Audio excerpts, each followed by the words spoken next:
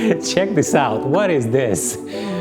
The team members are just throwing in all the fish that they don't even know the names of, and it became like a true community tank. But I'm not here to joke on this fact. I'm here to actually do a big maintenance session on the 650 liter tank that you see right behind me. Welcome to the beautiful world of aquascaping.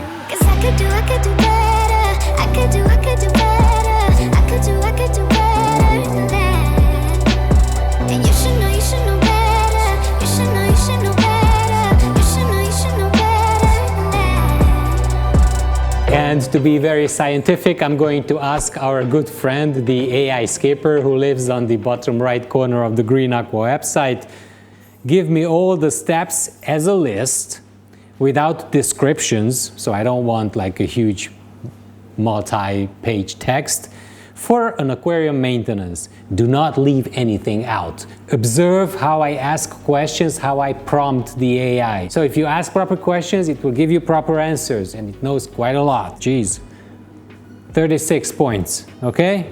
So let me see what I have to do today. Conduct a general assessment of the aquarium. I did.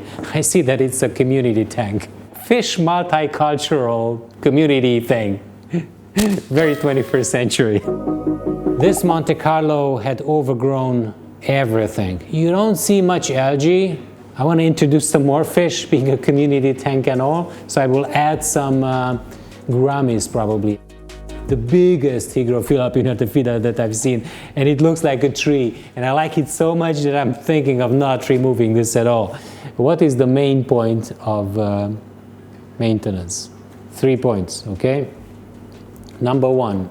Ensure the biological stability of the tank. Point number 2, revert back or follow a visual evolution of the layout. So the layout does not look good because it looks overgrown. Some people prefer it this way. It is not sustainable because of point number 1 of the biological reasons. And point number 3 is to enjoy the maintenance process, which I must admit I'm a little bit afraid of right now because it's a huge tank. But when I start maintaining an aquarium, after 1 hour or so, I get completely into the flow. I forget who I am. I forget that I didn't want it to do. So without further ado, I'll start working. From now on, the routine will kick in. I will do some warm-up. I didn't want to show out of this. Get out of my face. I've got my huge and great ADA maintenance bag and the curved scissors. These are my go-to scissors, and the medium-sized tweezers. And I've got some trays because I want to take the plants out. I will start with the Mato Grossense. That is everywhere. And I will just trim it from the bottom. This is why you shouldn't let your aquarium plants grow up this high, because then I need to replant everything. There you go. 650. Check this out. You can see through already. I push back the stem plants by hand into the soil. Is that working? Okay, trimming done. I did that. Okay, so I'm going to bring some rocks. I'm going to put them on the stem plants, and the stem plants will root behind the rocks into the soil. So that is going to be perfect. And I don't have to take up this whole thing and just, because I like the middle and I like how the tops look like right now. This is so not by the book. Please don't do this at home. But what I discovered is that there was a 10 centimeter gap between the back wall of the aquarium and the plants. And there was only soil in the back, and all the plants were growing towards the middle. Obviously the light is in the middle, so they were trying to move towards the light. So what I do is I take it by hand like this, and I push it into the soil towards the back. And then I put a rock on it like this. It keeps it in place. I did this before, okay? And the plants will survive. And then I will start trimming the tops of these so that we have a nice graduation.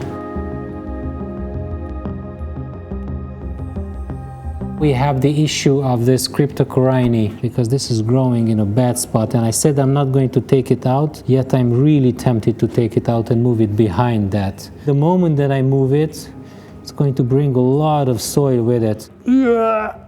Oh, it moves the whole thing. Check this out. It's impossible to remove. Okay, now we should stop the filters because they're pushing the thing everywhere. And also because we have a CO2 reactor, I should stop the CO2 as well. So this is what you should do when you're about to disturb the substrate.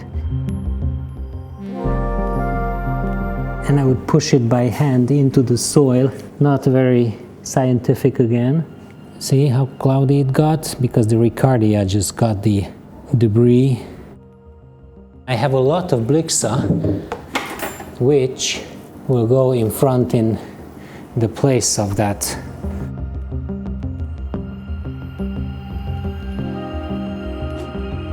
This Anubias is huge, so I've removed some of it and putting it in this place.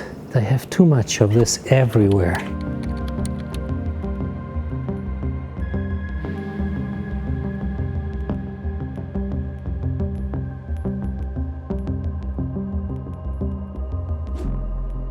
Next issue, that big thing. It looks very round. Okay, out you go. We have a lot of Monte Carlo left. We are going to use it in the back as well. Now you have a terrace in the back, which is light in color, so it will enhance the perspective.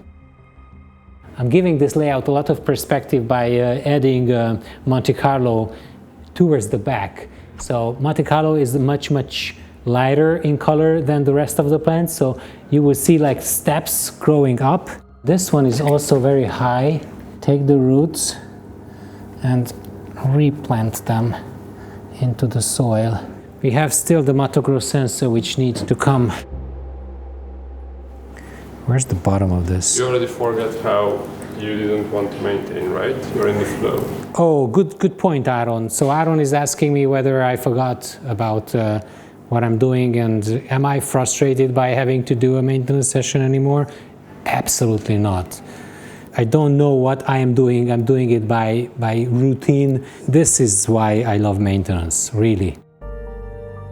Anubias is cool there, except it needs to be pushed in a little bit more. So the right side is taking shape nicely. I will trim these plants so that they look a little bit better. This is the problem actually with Monte Carlo. We found that after half a year or so, it will start to look like this. A little bit brownish, a little bit messy. It can be replaced if you're not lazy like I am. And then you add new fresh growth into the aquarium, but like the energy of this plant is much less than it used to be. This Juncus is also a very difficult plant to trim. The stem itself is so hard. We have this Pinnatifida in the middle and I'm thinking about what to do with it, and it has a lot of character and it adds a lot of character to the tank. It looks like a big, huge, like exotic tree, and I want to keep it like that. So I think that I'm just, trimming the runners of it, and I keep the thick trunk. It will distort the scale for sure, but this is not a diorama tank. This is like a nature aquarium style tank. So let me know in the comments whether you think that this should stay or not, because I do think that this should stay. See how we lit up this whole tank by having a line of Monte Carlo on that side? Anubias golden, it goes well with the color of the Monte Carlo. It gives a little bit of light to the tank. This is a huge Anubias Nana bunch. This will live in this spot right there, covering the base. What if I add a rock right here to open it up a little bit? So what I'm doing right now is that I am adding a lot of hardscape onto this aquarium, because you can see that the plants overtook everything and the hardscape is gone, and then the whole thing will look a much more balanced, nicer layout. I will need to put in some rocks here. Let's move on to the left side.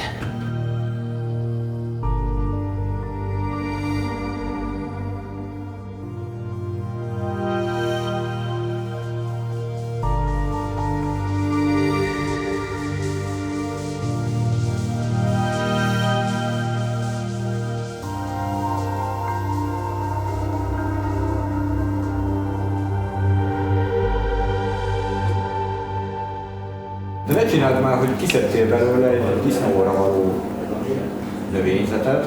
Our maintenance team members are telling me that why do I remove stuff and not using it back into the aquarium? And why am I opening new plants for it? Because these stem plants are problematic and I want to use it here in the front, and I cannot use stem plants in the front because if I would do, they would grow up to the surface. I can use stem plants only in the back. Ta-da! Mess in front of me, mess behind me. All that remains to be done is to do a big water change, and you guys are going to see in a second how this whole thing looks in probably 2 days, 3 days. If you have any further questions about how maintenance works, how plant trimming works, what kind of plants are suitable for what kind of layouts, if you have any questions about the design process of the aquarium, AI-Scaper will help you because it knows almost as much as I do right now. So feel free to use it. We'll see you next week. Let me know what you think about this. Bye-bye.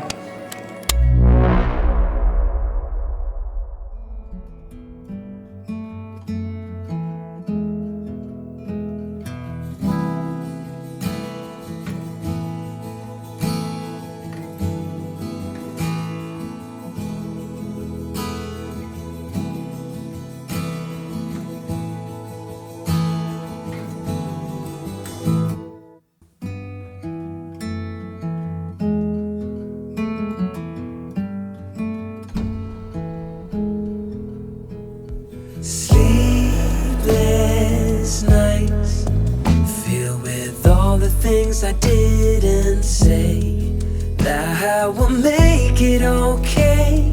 Turn back time, never let you slip away. Every